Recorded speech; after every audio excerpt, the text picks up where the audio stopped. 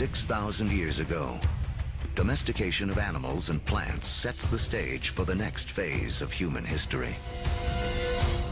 Like clouds of interstellar dust gathering in material to form stars, a type of gravity is at work as places like Sumeria, located in part of the Fertile Crescent known as Mesopotamia, draw in people, support large populations, and spin up into centers of power and innovation. By 3000 BC, some of these Sumerian settlements can truly be called our first cities. One of them, Uruk, has around 50,000 people living in less than 1 square mile. A population density that rivals modern-day New York City. Humans have become so efficient at deriving energy from domesticated food that this land area, which would have supported only a single hunter-gatherer, now can support thousands. But a change in diet also triggers a new dependence. Once you move to agriculture, you are depending for 80–90% of your calories on perhaps 1 or 2 species. In the case of the Middle East, wheat and barley. In the case of wheat and barley, they both ripen at about the same time. Humans have to gather the seeds at the same time. So now we have our food for the year that has arrived in one hit. It's like getting your salary paid once a year. You need to record it, you need to plan, because if inevitably your crop fails, you have famine, and you're not going to have another go for another 12 months.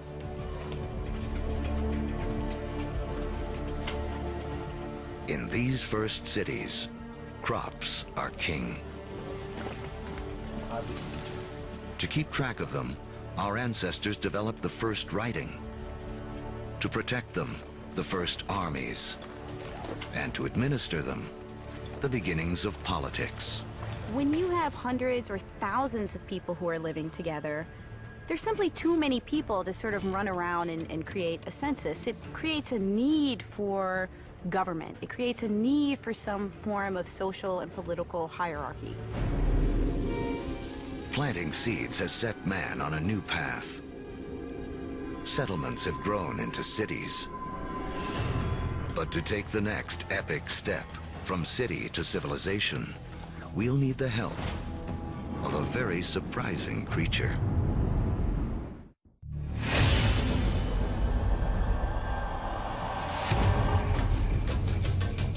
"5,000 years ago, after wandering the Earth for more than 100,000 years, mankind has begun to settle down.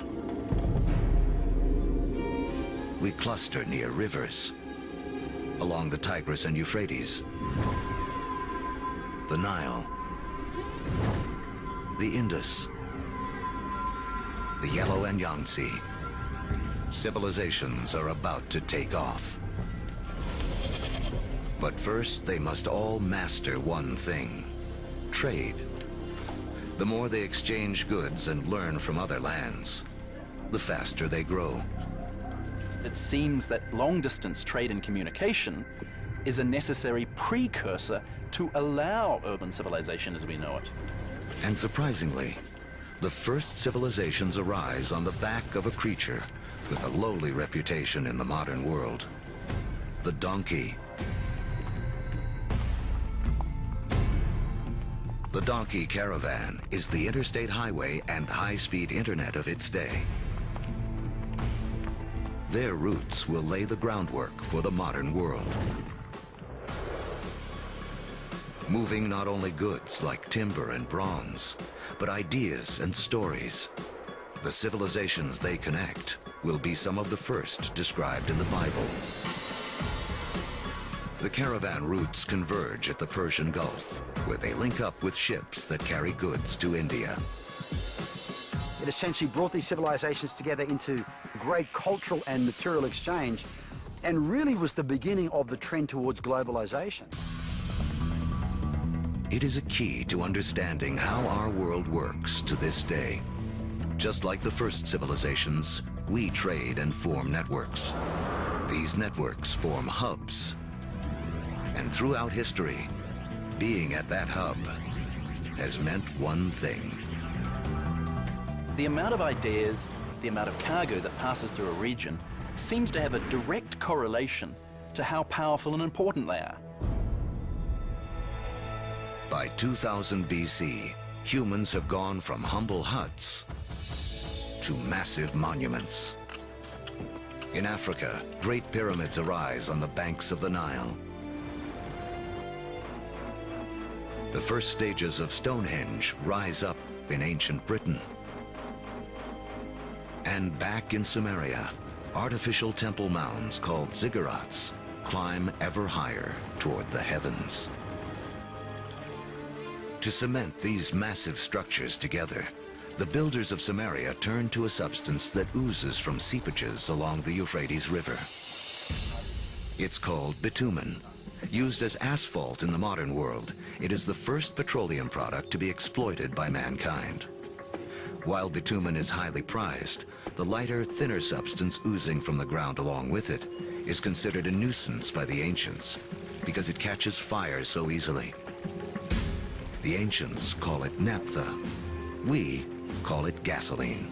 And it's one of the first indications of the vast oil fields that will one day turn the cradle of civilization into a center of wealth and warfare. The legacy of these first civilizations can be seen in surprising ways. The Sumerian counting system was based on the number 12 rather than 10, which is why we divide our days into two 12-hour blocks, our hours into 60 minutes, and our minutes into 60 seconds. The Sumerians also likely invented the wheel, which eventually leads to another innovation that will change the course of man, the chariot.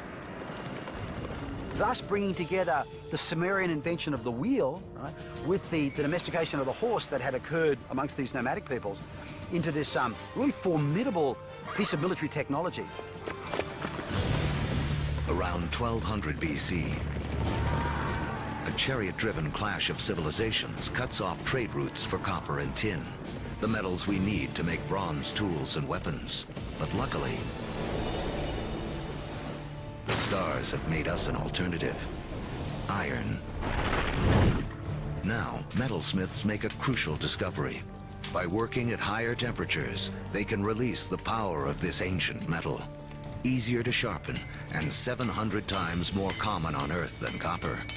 It is a game changer. Humanity enters the Iron Age.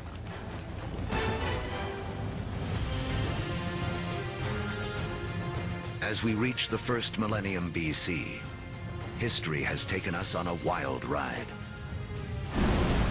From the initial blast of the Big Bang, to the formation of Earth and its first creatures, and the rise of man.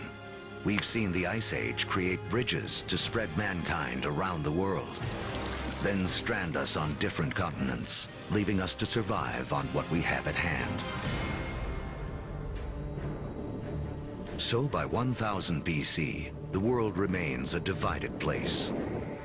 The trade network that connects much of Eurasia and North Africa doesn't yet penetrate the planet's driest deserts or cross the vastest oceans.